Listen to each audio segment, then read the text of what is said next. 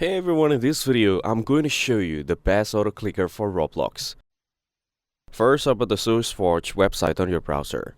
On the homepage, you'll find the reviews and downloads, so make sure to check them properly.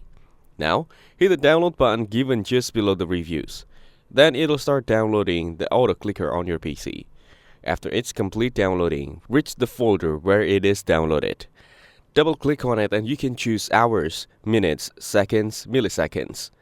You can also set the click options and click repeats. You can also mark a dot to enable the repeat until stopped option. In the hotkey settings, you can change the start and stop button settings. On your browser, visit the Realme website. Hit the start button and you can accept all the cookies.